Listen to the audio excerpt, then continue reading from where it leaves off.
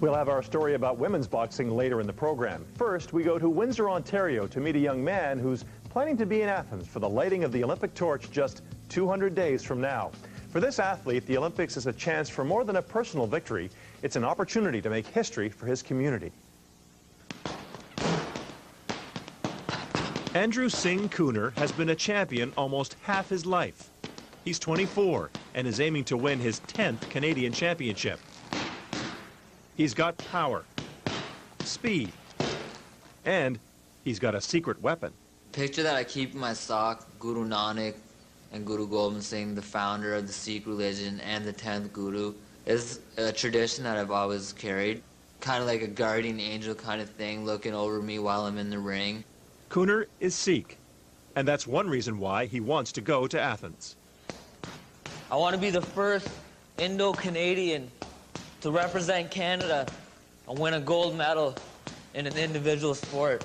He also wants to make up for his first Olympic Games, Sydney 2000. Disappointment is evident on Andrew Kooner's face. That's him in red.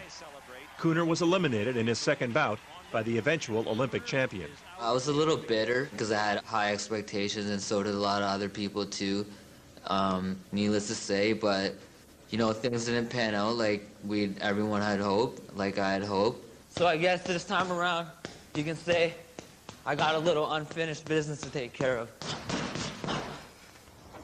Kooner's road to the ring began here. His parents moved to Windsor, Ontario from England when he was 3. It didn't take long for Kooner to feel unwelcome. Neighbor over here one day called me a packy, actually, so that kind of triggered a fight right there. It was just like, that was the word that once I heard that, it was like, okay, we're fighting now for sure. What began as a need to stick up for himself unleashed a lifelong passion. Our front lawn here was the makeshift ring, the grass, and every Saturday the kids would get together. We'd have a couple pairs of gloves. We usually matched up by size, but I'd be always like the smaller guys, so I'd be taking on the bigger guys. Money, the salad looks delicious. Kooner's extended family is very supportive of his boxing career. But his mother Joan says at the beginning, she was desperate to channel her son's excess energy. My husband and I, we kind of just felt that he had the natural ability because he was always punching. Like always, like just, you know, like with his hands, he was always like punching the walls in. She had an in with a local boxing club and took her son there. The coach was a local legend, Bill Grant. Who wants it more? Let's go, come on. He used to be a boxing instructor in the military and had a drill sergeant's mentality. Kooner had trouble adjusting. 5 seconds left. Yeah, at one point I actually quit because it was just like, this is too much for me. These kids are bigger than me. I'm just a little 85-pound kid here getting beat up all the time. But he stayed with boxing and with Bill Grant. He always had to raise himself up a higher level to compete because, I mean, they hit harder, they were bigger, and they were harder to hit.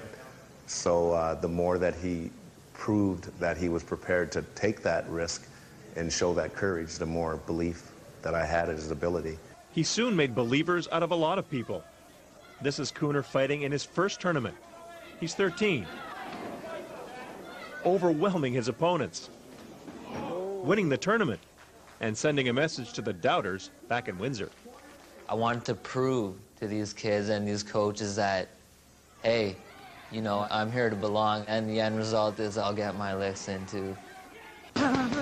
6, your hands are faster than that. 11 years later, he's still training with Bill Grant at the Windsor Amateur Boxing Club. He's here at least 3 times a week. But you'll get in there, boom, boom, boom, boom, boom, okay, and then you'll pull out carelessly. Left, right, left, step back, check, jab. They're working on the finer points of Kooner's technique. Don't bring it out too far. Grant is confident that his fighter is prepared in both body and mind to achieve a better result at the next Olympics. This is a special young man that has given a lot to the meaning of being a Canadian, and especially coming from a different background. I mean, he personifies that. I mean, he has a different background. He's an acute minority, and he struggled and he's dealt with all the ridicule, all the persecution, and all the suspicion, and he stuck to his gun and he stayed in the gym. This is where Andrew Singh Kooner works on his inner strength. The Gurdwara Khalsa Prakash Temple in Windsor.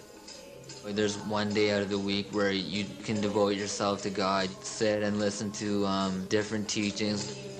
It gives me a great sense of pride. It makes me feel good about myself. When the service ends, Kooner always helps out, serving lunch to the congregation. It's my way of giving back a little bit to God for the gifts that he's given me. There you go.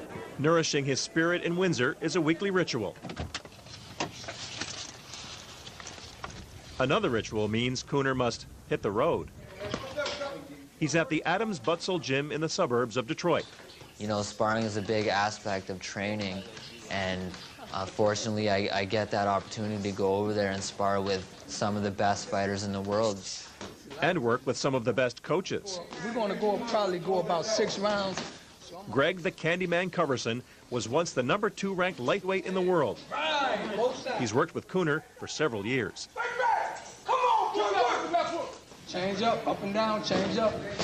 Good. Anytime you have faith in God, you know, you can be almost invincible, because in your heart and in your mind, you know, you can't be defeated because you have God with you. It's a hectic schedule. The crack of dawn, the day after his Detroit stop. Kooner's at the University of Windsor to work out with Charlie Stewart, head coach of the national men's team. You guys ready?